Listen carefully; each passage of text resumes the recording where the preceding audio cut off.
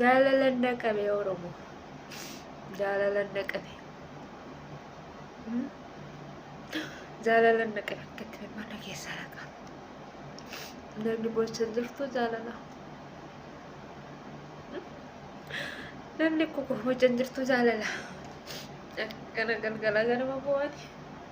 Galgala ganama bu'aa jaalala jedhe.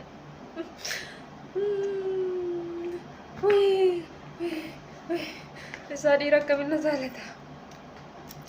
Dhiira jaartii qaburraa na qaba jaalalli.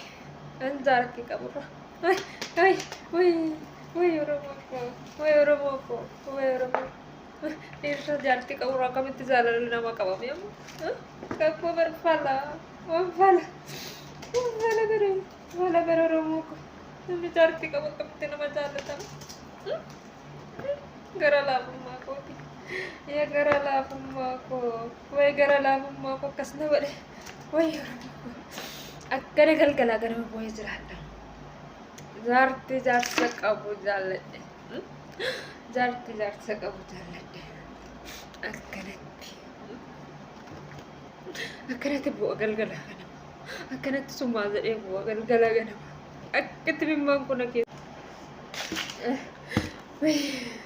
Inta jaalalli akkas nama boolchisa. Laalaama. Galaa jedhee mimmaan kun xabbaadhe akkanatti. Boolli koone diimate. Dhiiga na uffate. Yooman keessa mamma jiru madaamii keessa. Shunkurtii madaamii keessa mammaa godhisu. Akkana mimmaan kun lafa namatti.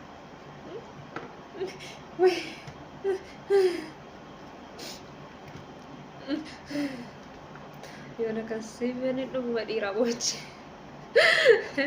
Dhiiraa boochi jedhu numa jira dhugaa rabbiiti.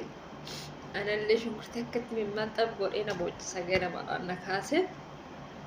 Malee imimmaan mankuu kana laalee taasiniif waraabee dhugaa. Malee dhiiraa jaalalli naqamee na boochisu wallaahi.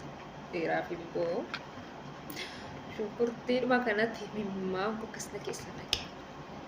Namni akka koo boochan jirtu.